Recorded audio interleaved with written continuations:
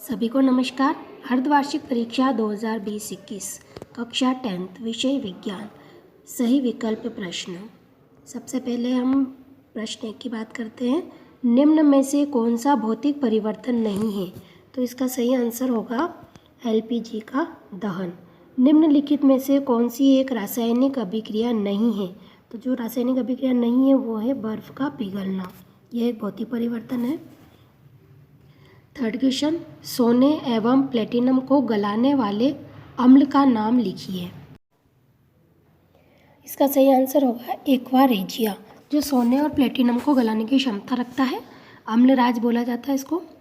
रासायनिक अभिक्रिया में भाग लेने वाले पदार्थ कहलाते हैं। जो रासायनिक अभिक्रिया में भाग लेते हैं उन पदार्थों को कहते हैं अभिकारक। पाचन के समय आमाशयी पाचक रसों का pH मान होता है, उसका pH मान होता है 7 से कम। टमाटर में कौन सा अम्ल उपस्थित होता है? टमाटर में होता है ऑक्जेलिक अम्ल।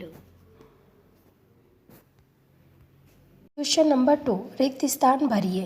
पहला, सोडियम हाइड्रोजन कार्बोनेट का सामान्य नाम होता है। इसका सामान्य नाम होता है बेकिंग सोडा या खाने का सोडा।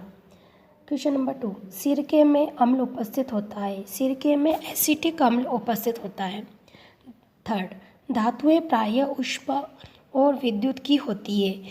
तो ऊष्मा और विद्युत की सुचालक होती है। सर्वाधिक क्रियाशील धातु होती है। सर्वाधिक क्रियाशील धातु है पोटेशियम, जिसका प्रतीक होता है K। द्रव अवस्था में पाई जाने वाली अधातु होती है। अधातु है ब्रोमीन, जिसका प्रतीक होता है Br। स्टेनलेस स्टील में लोहे के साथ तत्व मिले होते हैं। तो स्टेनलेस स्टील में लोहे के साथ निकल और क्रोमियम दो तत्व मिले रहते हैं। Ni और Cr इनके प्रतीक है। बात करते हैं सही जोड़ी। क्वेश्चन नंबर 3, द्रव अवस्था में पाए जाने वाली धातु। जो द्रव अवस्था में पाई जाती धातु वो है पारा। धातु के खींचने का गुण कहलाता है तन्यता। धातुओं को पीटकर चादर बनाने का गुण कहलाता है आघातवर्धनीयता।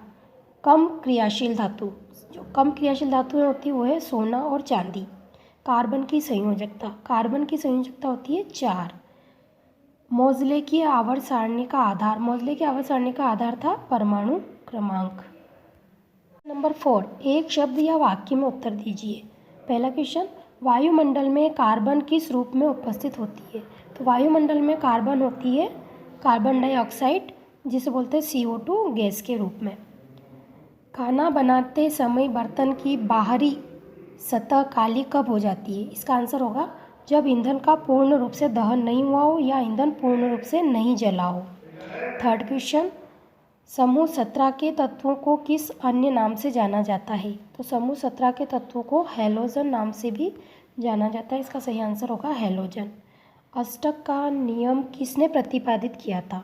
अष्टक का नियम प्रतिपादित किया था न्यूलैंड्स ने। न्यूलैंड्स का अष्टक नियम। आधुनिक आवर्त सारणी में सबसे अधिक विद्युत ऋणात्मक तत्व कौन सा है? तो आधुनिक आवर्त सारणी में सबसे अधिक विद्युत ऋणात्मक तत्व है फ्लोरीन।